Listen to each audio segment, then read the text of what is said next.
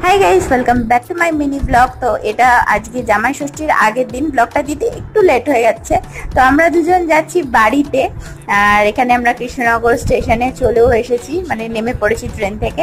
এবার একটু ফলের দোকান থেকে ফল আর মিষ্টির দোকান থেকে মিষ্টি কিনে যাচ্ছি বাড়ির দিকে একদম। আর চেনা রাস্তা দেখেও খুব ভালো লাগছে, কৃষ্ণনগর এলেই মনটা খুব মানে ভালো লাগে। বাড়ি এসেই একটু মা গ্লুকন্ডি দিয়ে দিল, কারণ টায়ার্ড হয়ে গেছিলাম।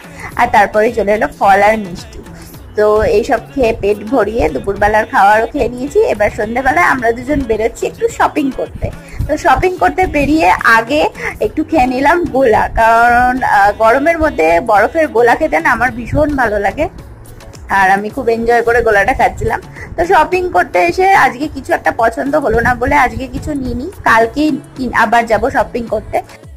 চিকেন রোল কিনে বাড়ি চলে এলাম। তো চলো আজকের মতন টাটা, বাই বাই।